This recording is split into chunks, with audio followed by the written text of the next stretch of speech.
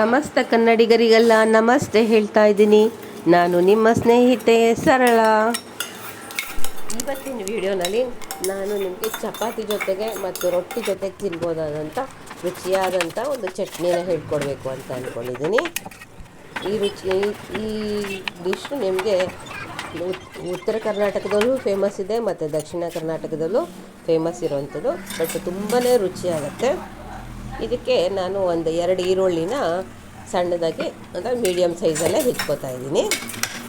ಆಮೇಲೆ ಟೊಮೆಟೊ ಕಾಯಿಂದ ನಾನು ಮಾಡ್ತಾ ಇರೋದು, ಹಾಗಾಗಿ ಕಾಯಿ ಇದು ಇನ್ನೂ ಹಣ್ಣಾಗಿರಬಾರ್ದು. ಹಾಗಂತ ತೀರಾ ಹುಳಿನೂ ಇರಬಾರ್ದು. ಹುಳಿ ಕಟ್ಟಿರುತ್ತೆ ಅಂತಾರಲ್ಲ, ಆ ಥರ ಹುಳಿ ಕಟ್ಟಿರೋ ಹಂಗಿರಬಾರ್ದು, ಇನ್ನೂ ಎಳೆ ಕಾಯಿ ಆಗಿರಬೇಕು. ಹಾಗಾದರೆ ಇದು ತುಂಬಾ ರುಚಿಯಾಗುತ್ತೆ. ಇದು ಸಣ್ಣದಾಗಿ ಹೆಚ್ಕೊಂಡಾದ್ಮೇಲೆ ಒಂದು ಪ್ಯಾನ್ ಇಟ್ಬಿಟ್ಟು ಅದಕ್ಕೆ ಒಂದು 2 ಸ್ಪೂನಷ್ಟು ಎಣ್ಣೆ ಹಾಕ್ಕೊಂಡಿದ್ದೀನಿ. ಯಾವುದಾದ್ರೂ ಹಾಕ್ಕೊಳ್ಳಿ, ನಾನು ಕೊಬ್ಬರಿ ಹಣ್ಣು ಹಾಕ್ಕೊಂಡಿದ್ದೀನಿ. ಎಣ್ಣೆ ಒಂದು ಸ್ವಲ್ಪ ಕಾದ್ಮೇಲೆ ಒಂದು ಸ್ವಲ್ಪ ಜೀರಿಗೆ ಹಾಕೊಳ್ಳೋಣ.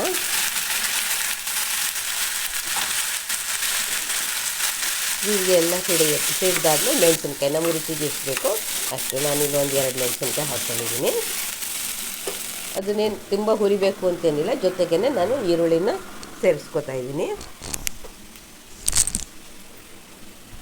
ಈರುಳ್ಳಿ ಜೊತೆಗೇ ನಾನು ಟೊಮೆಟೊ ಕಾಯಿನೂ ಸೇರಿಸ್ಕೊಂಡಿದ್ದೀನಿ. ಟೊಮೆಟೊ ಕಾಯಿ, ಈರುಳ್ಳಿ, ಹಸಿರು ಮೆಣಸಿನ್ಕಾಯಿ ಎಲ್ಲ ಸೇರಿಕೊಂಡು ಒಂದು ಸ್ವಲ್ಪ ಬಾಡಿಸ್ಕೊಂಡ್ಬಿಡ್ತೀನಿ. ನೋಡಿ, ಇದೆಲ್ಲ ಬಾಡಿದೆ.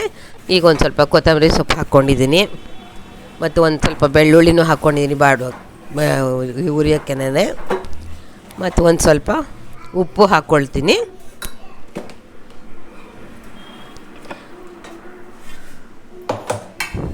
ಹಾಗೆ ರುಚಿಗೆ ಒಂದು ಸ್ವಲ್ಪ ಬೆಲ್ಲನೂ ಸೇರಿಸ್ಕೊತಾ ಇದ್ದೀನಿ. ಬೇಕಾದರೆ ಒಂದು ಸ್ವಲ್ಪ ನೀವು ಹುಳಿನೂ ಹಾಕ್ಕೋಬೋದು. ಇದನ್ನೇ ಮತ್ತೆ ನಾವಿವಾಗ ಗ್ರೈಂಡ್ ಮಾಡ್ಕೊಂಬಿಡೋಣ.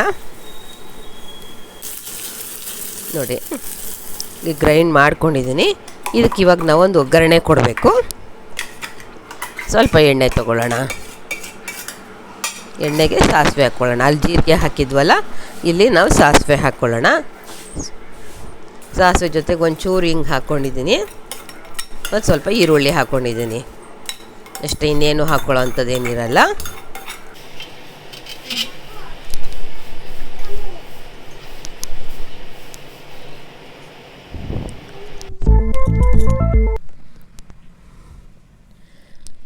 ಈಗ ಒಗ್ಗರಣೆನೆಲ್ಲನೂ ಇದು ಬಾಣಲಿಗೆ ಹಾಕ್ಕೊಂಡಿದ್ದೀನಲ್ಲ, ಬೆರೆಸ್ಕೊಳ್ಳೋಣ. ಇದು ಉಪ್ಪು, ಹುಳಿ, ಖಾರ, ಬೆಲ್ಲ ಎಲ್ಲ ಸೇರಿದೆ.